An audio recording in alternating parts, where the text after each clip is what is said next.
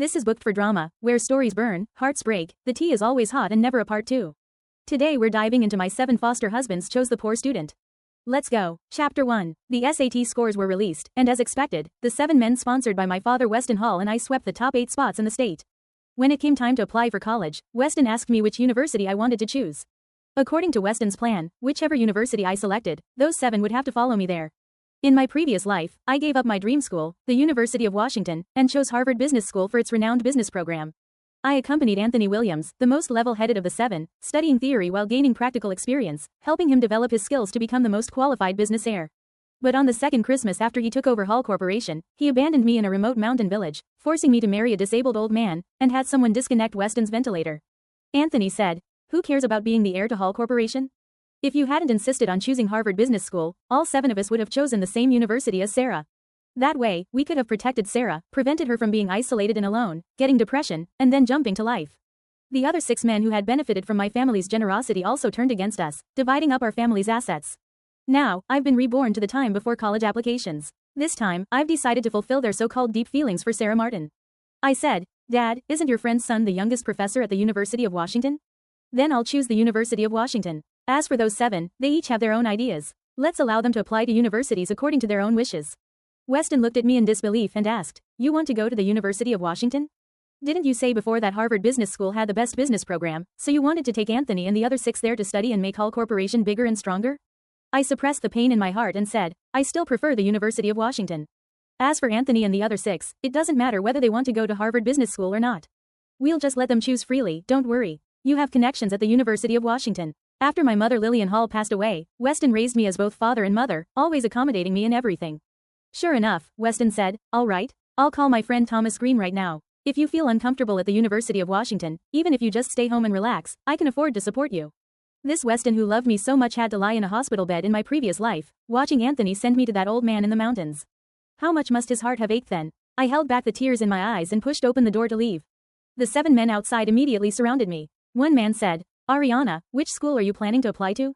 Another man said, "We don't need to ask. She'll definitely choose Harvard Business School. Only business people would choose such a vulgar place like Harvard Business School." Anthony pulled me aside to a corner, his eyes showing unwillingness and anger. He said, "Ariana, I'm warning you, don't choose Harvard Business School for us without consulting us. Even if you choose, we won't go." Another man said, "Miss Hall, you have money and power, you can have as many men as you want. Sarah is different from you. She only has us." Looking at their righteous expressions, I was about to tell them the truth but stopped myself. I said, "You'll know when the acceptance letters come." The group suddenly fell silent and bowed toward someone behind them. Anthony bit his lip and said seriously, "Mr. Hall, we've been grateful for your help all these years. It's just that we're adults now and can make our own decisions. This time, I want to apply to the same school as Sarah. Please give your consent." Weston's face darkened as he said, "Nonsense. Sarah's grades are poor, she can't apply to good schools. You're gambling with your own futures and destinies." Anthony lifted his chin defiantly and said, "I know Sarah's grades aren't as good as Ariana's, but that's not her fault. Besides, even if we accompany Sarah to a community college, with our qualifications and learning abilities, we won't be any worse off than those who go to Harvard Business School." Weston sighed in disappointment, then turned to look at the other 6. He asked, "Do you all feel the same way as him?" Everyone answered in unison, "We want to apply to the same school as Anthony." Weston looked at me with guilt. I knew he was blaming himself for choosing the wrong people to sponsor. He finally understood why I insisted on going to the University of Washington alone. He said, "You're right. This is your life. I have no right to interfere with your decisions. Work hard from now on." Weston was about to comfort me when he suddenly received an urgent phone call requiring him to go abroad to handle a major project. Chapter 2. After hanging up the phone, Weston said to me, "Ariana, whatever decision you make, I'll support you. When I get back, I'll personally take you to college." After Weston left, those 7 men became even more brazen, constantly hovering around Sarah. I watched as all 7 of them took Sarah to get her hair done and accompanied her to museums.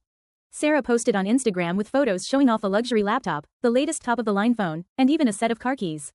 The caption read, "My 7 nights, how could I possibly deserve such expensive gifts?" Anthony immediately commented below, "You deserve the best of everything in the world." The other 6 men also left comments, and amazingly, all 7 of their comments were identical. My family raised them from age 7 to 18, transforming them from starving orphans into people living luxurious lives now. But even on mine and Weston's birthdays, they'd only offer a simple blessing. They'd say, "Heartfelt wishes are the most precious and bullshit. Money goes where love is, that's the truth." On the day college applications opened, they rarely came home. Anthony said, "Ariana, we're planning to accompany Sarah to apply to National Career College together. You should come with us. We promised we'd go to college together and never be separated." During that Christmas break when we first brought them home, Weston took all of us to visit Harvard Business School. Back then, they looked at the impressive Harvard Business School with such envy and vowed to get accepted there, planning to give back to the Hall family after graduation. We took a group photo at the Harvard Business School entrance and all signed our names on the back, making a solemn pledge. I said, "My father already told you make your own decisions." Samuel Campbell, one of the 7 men, looked at me suspiciously. He said, "Ariana, you agreed so easily? Are you secretly plotting something?" Another man said, "Exactly. Just like that Christmas when we deliberately scored low on purpose to stay in regular classes with Sarah, but you went behind our backs and used our competition scores to get us transferred to honors classes. Back then, I thought they had made mistakes on their exam and never realized they had failed on purpose." Sarah stepped forward fearfully, reaching out toward me. She said, "Ariana, it's wonderful that you can join us. Could you give me your username and password? I'll help everyone apply to schools together." The 7 men immediately and eagerly shared their usernames and passwords in the group chat. I clutched my laptop bag tightly and said, "I only said you make your own decisions.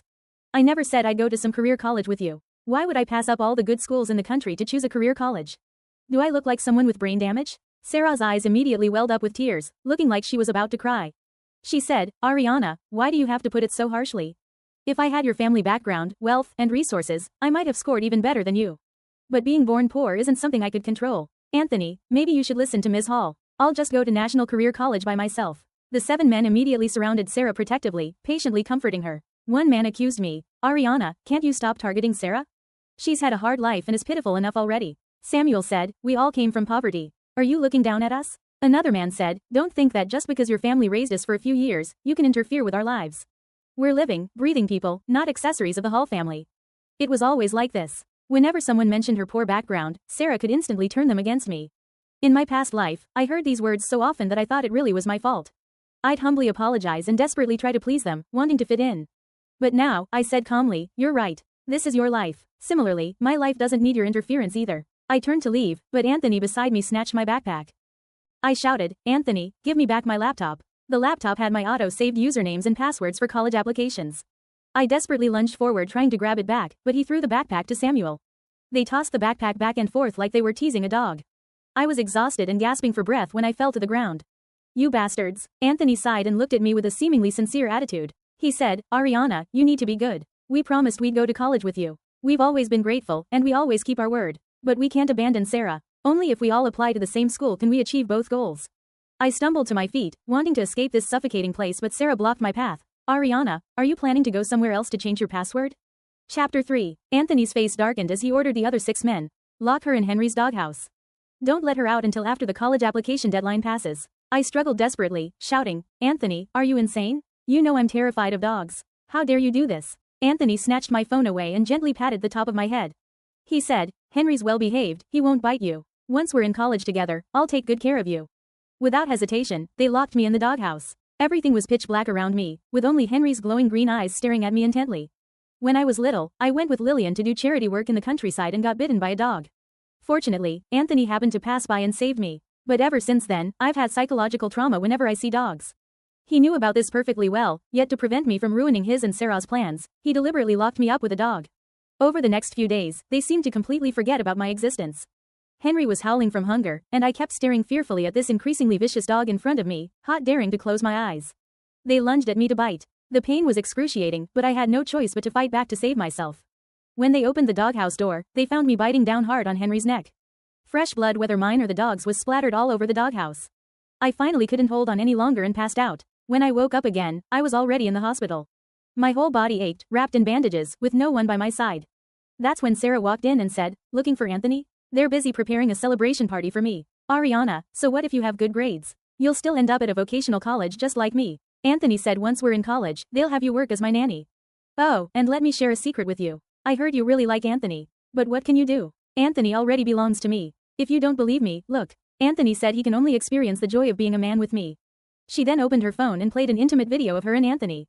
The disgusting scene nearly made me throw up bile. Suddenly Sarah's expression changed. She slapped herself arse the face and collapsed softly to the ground.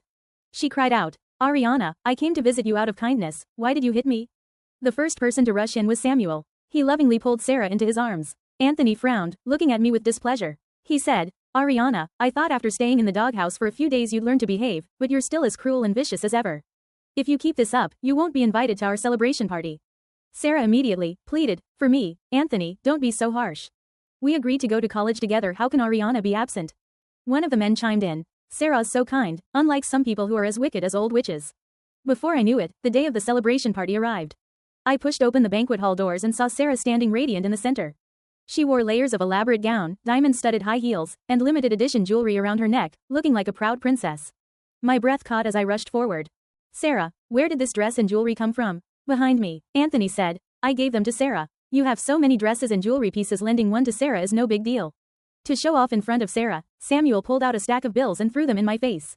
He said, yeah, why are you being so petty? It's just a dress. How much does it cost? I'll pay you for it. I shouted excitedly. This dress and jewelry are Christmas gifts my mother left for me. How can you just give them away to someone else? Taking my things without my permission is stealing. I'm calling the police right now. A flash of guilt crossed Anthony's and the other 6 men's eyes. After all these years together, they all knew how much I treasured the things Lillian left behind. Even Weston wasn't allowed to touch them. Anthony looked at Sarah and said, Sarah, you. Before he could finish, Sarah interrupted him. Her eyes filled with tears as she yanked off the crystal necklace around her neck and smashed it hard on the ground. The necklace Lillian had made for me by hand instantly shattered into several pieces. Sarah cried. I don't deserve to wear these things. I just about being a princess for once, even if only for a short time. Ariana, I know you rich girls look down on us poor people, but you don't have to use the word stealing to insult my character, do you? After saying this, she angrily tore off the dress. The 7 men quickly took off their jackets to cover Sarah's body. Meanwhile, the dress Lillian left me was carelessly trampled underfoot by them, torn like a rag. I was still in a daze when I suddenly heard shouting from a waiter in the distance. The chandelier above my head suddenly exploded and came crashing down. The 7 men who should have protected me all rushed to save Sarah instead. They knocked me down as they pushed past, and the chandelier landed right on top of me. Chapter 4. I felt excruciating pain. Sticky blood pooled on the floor. Before I passed out, I saw them surrounding Sarah, patting their chests in relief that she was okay. When I woke up again, Anthony was looking at me with exhaustion written all over his face. He said, You're finally awake. Don't move your arm around, we just harvested skin from you. Keep it dry so it doesn't scar. Harvested skin? I asked in confusion. Anthony explained, glass shards from the chandelier cut Sarah's face. The skin on the inside of your arm is more delicate, so I took the liberty of transplanting your skin to her. I trembled with rage and demanded, Anthony, you keep talking about respecting human rights. What gives you the right to harm me without my consent? Anthony impatiently rubbed his temples. He said, I know you're still mad about Sarah wearing your dress. I already scolded her for that. If you hadn't thrown that tantrum, the celebration wouldn't have been ruined and Sarah wouldn't have gotten her face cut. Bottom line, you owe Sarah all of this. Sarah already had several kids with some old bachelors up there by now. When Sarah said she had no friends, I brought her home and introduced her to these 7 men. But I never imagined I was bringing disaster upon myself. Get out. I grabbed the water cup beside me and splashed the water in Anthony's face. Anthony's expression darkened, but he never left the hospital room. The day acceptance letters came out, I heard cheering from the room next door. Then Anthony walked into my room and said, Ariana, the 8 of us are going to be classmates now. You need to tone down that temper of yours, or how will anyone ever like you? I sneered inwardly. Who cares about their fake affection? What they didn't know was that the day applications opened, I applied to the University of Washington right after midnight. To prevent them from tampering with my application, I created an alert system overnight. If anyone tried to log into my account without permission, the webpage would automatically redirect to a website I developed. And I had already received my acceptance letter from the University of Washington, I just never told them. Anthony continued, one item on Sarah's graduation bucket list is to travel with everyone. You should come too. Panted to refuse, but I knew they'd force me to comply in the 36. Throughout the trip, I followed behind them like a ghost. Anthony, who used to hate taking photos, took countless pictures with Sarah. When the 7 of them went to play in the creek, Sarah looked at me. She said, Ariana, no matter how much money you have, you can't buy people's hearts. I ignored her, but she glanced to the side and smiled eerily. She said, if you don't believe me, I'll prove it to you. Suddenly, Sarah used a stick to pick up a venomous snake from the grass and threw it at me. I couldn't dodge in time and felt a sharp pain in my leg. My body swayed and I nearly collapsed. Meanwhile, Sarah, who was completely unharmed, clutched her ankle and cried out. The 7 men rushed out of the water and hurried both Sarah and me to the hospital. When we arrived, the doctor said, the hospital only has 1 vial of antivenom left. Ms. Hall's condition looks more serious, the toxin has already spread through her system. The room fell silent except for Sarah's quiet sobbing. Sarah said hypocritically, give the antivenom to Ariana. My life isn't worth much, it wouldn't matter if I died. Anthony said, give it to Sarah first. The doctor was stunned and asked, sir, are you serious? From a medical standpoint, Ariana's condition is more critical right now. If we delay the antivenom by even a minute, she could die. Sarah hasn't shown any symptoms of poisoning yet. We're already rushing another vial here. Anthony suddenly exploded, shouting, I said save Sarah first. Didn't you hear me? The doctor was terrified and quickly wheeled Sarah into the treatment room. I closed my eyes in despair, tears of hopelessness streaming down my face.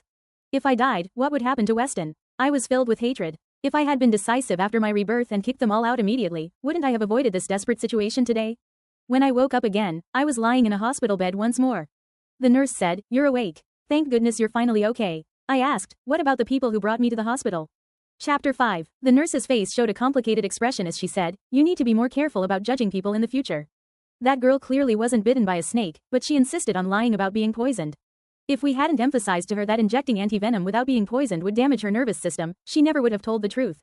Even a nurse I'd barely known could see through Sarah's malicious intentions, yet all 7 men I'd been supporting chose to turn a blind eye. Later, Anthony texted me, "Ariana, since you're injured, you should rest well. We're going to continue the graduation trip with Sarah." That very night, I checked myself out of the hospital and went home to start packing. Weston rushed home in a hurry. Seeing me packing alone, he was so heartbroken he couldn't speak several times. He said angrily, "They've gone too far. Starting today, I'm cutting off all support to them." Early the next morning, Anthony texted me, "Ariana, don't think that cutting off our money behind our backs will ruin our graduation trip.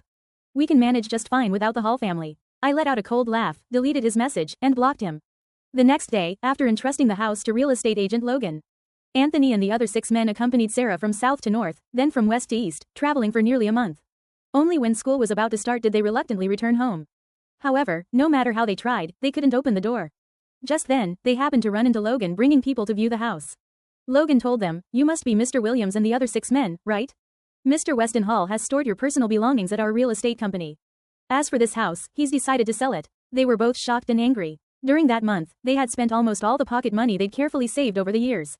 Now they couldn't even scrape together tuition for school. Someone stubbornly said, "What are we afraid of? Ariana must be jealous. Once we get to school, we'll teach her a proper lesson." Another chimed in, "Exactly. Anthony will be the head of the Hall family in the future. Then we'll be the ones calling the shots." Excitedly, they borrowed money from classmates to buy plane tickets and rushed to the registration office at National Vocational College. The registration teacher looked through the new student list 3 times from front to back and even called the admissions office. Finally, she looked helplessly at the 8 people before her. She said, "We don't have any new students named Ariana this year. Are you sure you have the right information?" Anthony and the other 6 men stood frozen in place. After a long while, they finally pulled out their phones and searched for a long time before finding my number. During that month, they had been so caught up in their fun that they never contacted me once. Anthony felt a bit panicked and closed his eyes as he dialed my number. But all he heard was the cold automated voice, "The number you have dialed is currently turned off." The 6 men beside him also tried contacting me, only to discover they'd all been blocked. Someone said, "Ariana blocked me." Another person added, "Me too. I can't reach her either." Only then did deep fear begin to well up in their hearts. Over the years, the Hall family had completely satisfied their every demand. They'd grown accustomed to comfortable living and had long forgotten what it felt like to be poor. I had always been very tolerant of them before. Now, unable to contact me, they thought something terrible must have happened to me. They suspected I might not have survived after being bitten by the venomous snake last time, but they didn't dare think further. Anthony suppressed his panic and pretended to remain calm as they instructed the other 6 to split up and search for me. He wanted to go home himself to look for me personally and explain everything properly. At that moment, Sarah grabbed Anthony's hand and said, "Anthony, are you going to abandon me? I'm so scared of being alone in this strange place." Anthony, who had always been obedient to Sarah before, impatiently shook off her hand. He said, "You're an adult now. You need to learn to handle things yourself. We don't have much money left. If you come running around with me, we won't even have enough for plane tickets." Anthony stayed up all night to get home, but a stranger answered the door. The stranger asked, "Who are you? How dare you break into my house? Do you want me to call the police?" Anthony rushed into the house regardless, shouting as he ran, "Ariana, you win. Come out." In the end, he was taken to the police station by the stranger. In his desperation, he had no choice but to call Logan for help. He asked, "Do you know where Mr. Weston Hall went?" Logan said, "I don't know. Mr. Weston Hall said he was taking his daughter to develop opportunities elsewhere and has moved and disposed of all his local business interests." Anthony asked urgently, "Didn't they mention us before they left? How could they just abandon us?" Logan snorted coldly and said, "Everyone in this town knows about you 7. We all know how Mr. Weston Hall has treated you over the years. They have no blood relation to you, so they never had any obligation to keep helping you." Chapter 6. Logan continued, "You guys really don't know how to be grateful. They called you before they left, but you didn't answer. I personally watched Mr. Weston Hall make several phone calls. Looking at the missed calls from me on his phone from half a month ago, Anthony suddenly remembered he was seeking thrills with Sarah in a cave at that time and didn't answer the phone." Logan went on, "Mr. Weston Hall said you've all become adults now and can be responsible for your own lives. He's going to help people who need help more. As for you guys, you'll have to rely on your own efforts." Anthony vaguely recalled becoming an adult. He was abandoned by his parents and grew up in a garbage dump. Once, he just hit a vicious dog that had been scaring him with a brick, and my family adopted him. The first time he came to the Hall villa, seeing how luxurious and grand the house was, he secretly vowed to treat me well and repay the Hall family's kindness. But everything changed after the Hall family rescued Sarah. Sarah always put on a weak and pitiful act, crying in front of them, saying I bullied her because I was rich and powerful. They came from poor backgrounds and shared the same circumstances as Sarah, so they deeply sympathized with her situation. For Sarah's sake, they repeatedly ignored her. Everyone assumed Anthony was the future heir of the Hall family, so he became even more unscrupulous, thinking everyone in the Hall family should bow down before him. Anthony walked desperately down the street when he suddenly received a call from Samuel. He asked urgently, "How did it go?" Samuel said, "I checked the school enrollment system again and again. Ariana's name really isn't on the list. Are you sure you enrolled her in National Career College back then?" Anthony tried hard to remember and seemed to recall that when he logged into my account, the webpage had jumped. They were all smart, but they hadn't paid attention to those small details at the time. Now thinking about it, he felt everything was clear. Anthony's heart sank as he said, "Stop looking. Ariana had it all planned out. She doesn't want us anymore." While Anthony and the other 6 men were searching for me everywhere, I had already successfully enrolled at the University of Washington. That evening, Thomas hosted Weston and me. He was accompanied by his son, Benjamin Green. Benjamin was tall and handsome with strong features and a robust build. Most importantly, he was very thoughtful and considerate. Whether intentionally or by coincidence, our seats were placed next to each other. There was a Boston lobster I liked on a distant table, but unfortunately, it was too far away for me to reach. When I looked toward the lobster for the 3rd time, Benjamin stood up and brought the entire plate over to our area. He smiled and said, "The elders don't really like this. So this lobster is for us young people." My face turned red instantly, and I nearly buried my head in my plate. Benjamin acted completely natural and quickly peeled the lobster meat, then placed it on my plate. He said, "I can't finish it all by myself. Help me out." Weston cast an approving glance from nearby. I had no choice but to keep my head down and eat lobster to hide my embarrassment. When the dinner was ending, Thomas suddenly said, "Benjamin, I remember you have spare rooms where you live. It's not safe for Ariana to rent a place alone. Let her stay at your place so you can look after her." I quickly said, "No, that's not necessary." But Benjamin's voice overrode mine. He said, "All right." After speaking, Benjamin picked up my luggage and put it directly in his car. He said to Weston, "Mr. Weston Hall, don't worry. I'll take good care of your daughter." Before I could object, they had already happily decided where I would live. From that day on, Benjamin punctually called for me to go to school together every day, and then we'd go home together after classes. Fortunately, after a few days, the school organized a team-building activity in the suburbs. I could finally breathe a sigh of relief. But I never expected Benjamin to be like a shadow I couldn't shake off. He actually became the team leader for our year's outdoor activity. He didn't talk much, but always took me to his room to shower after each day's training ended.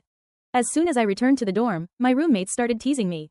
One girl laughed and said, "Ariana, you're really charming. You even conquered the University of Washington's most famous cold heartthrob." Another curiously asked, "Tell us how you two got together. Aren't you afraid of freezing from his coldness when you're with him?" I lowered my head and thought about it. Every time I was alone with Benjamin, he was indeed silent most of the time. He did his things, I did mine, and we got along peacefully. I explained, "Don't talk nonsense. Our families just have connections," so he agreed to look after me a bit more. On the night before the outdoor activity ended, the school organized a party. I danced a jazz number with a roommate, and the atmosphere immediately became lively. At that moment, the most handsome guy from the neighboring school walked onto the stage holding a large bouquet of red roses. I suddenly remembered that during the outdoor activity, this guy had been very enthusiastic toward my roommate. It turned out he was waiting for this opportunity to confess to me. Chapter 7. The crowd below clapped and chanted, "Say yes. Say yes." Young people's affection is passionate and sincere. However, my previous life ended so tragically that I've developed psychological barriers when it comes to relationships. I told him, "You're wonderful, but I can't be with you." He didn't back down and insisted on getting to the bottom of it, wanting a reason that would make him give up. "Why? Do you already have a boyfriend?" I was at a loss for how to respond when Benjamin walked onto the stage and stood beside me. He gently placed his warm hand on my shoulder and said, "She already has me." Seeing Benjamin, the boy suppressed the disappointment in his eyes and said, "If you don't treat her well, I'll come back to win her over." I stared at Benjamin in bewilderment, not understanding why he would help me like this. On the way home, I couldn't help but say in the car, "Mr. Green, thank you for helping me." "It's just that, now I'll have to." Benjamin interrupted me. "I wasn't helping you. I meant what I said." It happened to be my favorite song. The streetlights flickered on and off, so no one could see Benjamin's smile. Benjamin was the youngest scholar and expert. He had originally agreed to work at the University of Washington because he remembered how I had proudly declared I would attend the University of Washington. Later, when he heard from Weston that I was planning to attend Harvard Business School with those 7 men from my family, he submitted his resignation to the University of Washington. Benjamin was supposed to leave in September, but suddenly received news that I was coming to the University of Washington. He hurriedly withdrew his resignation and stayed at the school, counting down the days until the semester began. Finally, he had waited for me to arrive. In this moment, Benjamin felt happiness become real, and he would never let go again. Benjamin carefully lifted my sleeping form from the car. Just then, we heard several gasps behind us. "Ariana, who is he?" Hearing someone call my name, I opened my drowsy eyes and saw those 7 men standing in formation in front of my house. Their usually well-groomed hair was messy like weeds, and the catch of their eyes was filled with exhaustion and anticipation. But when they looked at Benjamin, they all sensed danger. Previously, they thought that since I had grown up with them and was so obedient to them, I would surely choose one of them to marry. Anthony's gaze fell on me, filled with hatred, guilt, and sadness. Finally, all these emotions transformed into intense anticipation. I asked them, shouldn't you be at the National Vocational College right now? How did you end up here? All 7 men guiltily lowered their heads. Samuel mustered the courage to step forward. He said, Ariana, we were wrong before. We've already broken up with Sarah. From their account, I pieced together the full picture of what had happened. Ever since the Hall family cut off their financial and material support, they began using their identity as adopted sons of the Hall family to scam people everywhere. Anthony even promised business partners that once he inherited the Hall family's assets, he would give them half the shares. They used the money they scammed to live a luxurious life with Sarah for a while. However, this circle was small. Word of their scams quickly reached Weston's ears. Weston personally held a press conference, stating he had no relationship with them. The people who had previously lent them money instantly became furious and gathered at the gates of the National Vocational College, demanding repayment. Since moving into the Hall mansion, the 7 of them had never experienced hardship again. Left with no choice, they went out to work part-time jobs. But they couldn't handle the hardship. In desperation, they thought about selling their valuable possessions. However, Sarah cried and refused to sell the top-of-the-line computer and phone they had bought her. Then one day, they woke up to find that Sarah had taken their last remaining money and run off with a wealthy middle-aged man from off-campus. When they tried to confront Sarah, she mocked them. She said, I originally thought you could inherit the Hall family's assets, so I went to great lengths to get close to you. I never expected you to be such useless poor losers like you don't deserve me wasting my time. Only then did they truly understand that only the Hall family had been genuinely and selflessly helping them without expecting anything in return. But they had betrayed the Hall family's trust and kindness. Samuel's eyes were red, and his stubbled face made him look particularly haggard. He said, Ariana, we were all deceived by that bitch Sarah, which is why we treated you so badly. Even Anthony, who in my previous life would have wanted me dead, now put on an act of deep affection. Chapter 8. Anthony said, Ariana, come back to us. I promise, from now on, the 7 of us will be your loyal knights, forever protecting you. Their apologies left me completely unmoved. I said, so a simple, we were deceived, is supposed to make me forgive all the harm you caused me? I rolled up my sleeve. This scar is from when you locked me in a dog cage and I was bitten. I pointed to my shoulder. This scar is from when the chandelier fell and injured me. I extended my leg. This scar is from when your princess, Sarah, threw a snake at me and it bit me. You say you were deceived, did I deceive you? No, but all the injuries on my body were caused by you. Dad and I raised you for over 10 years, gave you good lives, and how did you treat us in return? Remembering the pain from both my past and present life, I burst into laughter. But as I laughed, tears began streaming down my face. I said, your love is too selfish. I don't want it. I hope you'll stop bothering me from now on. Benjamin, who had been standing silently to the side, pulled out a handkerchief from his pocket and gently wiped the tears from the corners of my eyes. I have been bullied by these ungrateful people. Anthony felt betrayed and stared at Benjamin's actions in disbelief. He said, Ariana, didn't you say you'd be with us forever? Who is this man? Are you distancing yourself from us because of him? And here we've been thinking about you constantly, searching for you everywhere. I slapped Anthony hard across the face. I said, Anthony, don't assume everyone else is as filthy-minded as you. You're not looking for me because you care about me, you're looking for me because you're incompetent and can't accept your current impoverished life. Benjamin pulled me into his arms like he was claiming his territory, then looked down at the 7 of them from his superior position. He said, Ariana is such a wonderful girl that anyone who isn't blind would like her and pursue her. Our families have already arranged our engagement. We'll marry after Ariana graduates from college. Samuel panicked. No way. Ariana, you must be trying to spite us on purpose, right? You're angry that we favored Sarah, so you deliberately found a man to make us jealous, isn't that right? Anthony frowned and said, Ariana, have you had enough of this tantrum? Whatever punishment you want to give us is fine, but let's go home and discuss it. Benjamin snorted coldly. What? You want to bully us with your numbers? In an instant, Benjamin had knocked all 7 of them to the ground. At that moment, he looked absolutely incredible, and my heart couldn't help but race. Looking at the 7 men on the ground, Benjamin said, you 7 incompetent guys think you can protect Ariana? You're seriously overestimating yourselves. Besides, you're just nursing students at National Career College. What gives you the right to pursue Ariana? Anthony and the other 6 men's pride was crushed into the dirt at that moment. Once upon a time, when they were in dire straits, the Hall family had saved them, but they didn't know how to cherish that. They had personally destroyed their own futures and destinies. Anthony's face went pale, showing a look of defeat for the first time. He said, Ariana, I'm sorry. But we've lived together for so many years, can you really let go of the feelings between us? Ariana, everyone makes mistakes. You have to give us a chance to make things right, don't you? A chance to make things right? But in my previous life, no matter how desperately I begged they ever give me a chance. Anthony continued, Ariana, wait for us. We've already signed up to repeat senior year. Next year when we take the SATs, we'll definitely apply to the University of Washington and stand beside you with dignity. The 7 of them swore firmly, as for Sarah framing you, we'll get justice for you. I ignored their vows and turned to wave at Benjamin. I said, let's head back. I'm getting a little hungry. Benjamin took the opportunity to hold my hand, then affectionately tapped my nose with his finger. He said, "What would you like to eat? I'll cook it for you." From that day on, Benjamin and I began dating. Anthony and the other 6 men would occasionally send videos to my email. Chapter 9. In the video, they spoke to the camera. "Ariana, look, we've locked Sarah in a dog cage." In the footage, they had trapped Sarah with a pack of vicious dogs in a large cage. No matter how Sarah begged, they watched expressionlessly as the dogs pounced on her, tearing and biting. In the second video, they tied Sarah to a pillar on the first floor, then repeatedly threw crystal chandeliers down from the second floor to strike her until she was covered in blood. When pleading proved useless, Sarah began cursing furiously, "You 7 cowards, you bastards. You don't have the guts to stay true to your principles, but now you're blaming me for everything. Let me tell you, even if you rip your hearts out, Ariana won't spare you a second glance." Soon it was my birthday. Anthony called me on video. I didn't want to answer at first, but after thinking it over, I decided to have it out with them once and for all. However, as soon as I picked up the call, I heard Sarah's frantic screams coming through the phone. She was shouting, "Anthony, let me go. I was wrong. I'll never do it again." It turned out the 7 of them had brought in a basket of venomous snakes. Samuel wore a crazed expression as he said, "Ariana, back then I was nearly beaten to death by my stepmother. It was Mr. Weston who sent me to the hospital and later adopted me. I was such a bastard before, actually hurting you. Now, I'm giving my life back to you." With that, he dragged Sarah with him as they jumped into the pit filled with venomous snakes. Soon, screams from both of them echoed from within. Benjamin reached over to end the video call, then pulled me into his arms. He said, "Don't watch anymore. You'll have nightmares." After that, I didn't hear from them for a very long time. In this life, I chose a major I loved, and with Benjamin taking care of me, my college life was especially fulfilling. It wasn't until the 3rd year when new students enrolled that Anthony finally got into the University of Washington. Samuel hadn't died at the time, but was imprisoned for assault charges. The remaining 5 found studying too difficult after repeating their senior year and gave up hope of getting into the University of Washington, so they dropped out and entered society. I never thought about them again after that. Only Anthony persisted silently, repeating year after year. During his repeat years, he had nightmares every night. In his dreams, all 7 of them had followed me to Harvard Business School. After graduation, Anthony took over Hall Corporation, and the other 6 each started their own companies. Everyone was doing well, but Sarah had committed suicide in college. Anthony blamed the Hall family for everything. After taking over all of the Hall family's assets, he didn't hesitate to send me to a mountain village and pulled the plug on Weston's life support. But later, when visiting Sarah's grave, he noticed a QR code on her tombstone.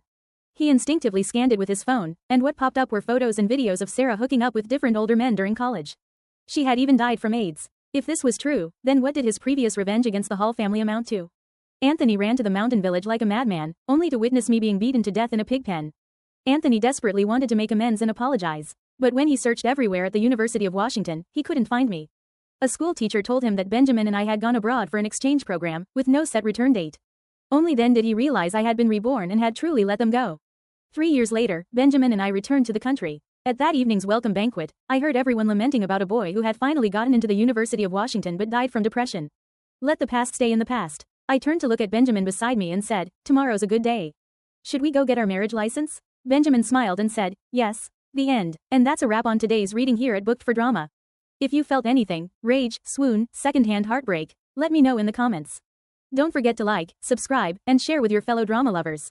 If you have any requests, drop them in the comments. Until next time, keep reading, and keep the drama on the page.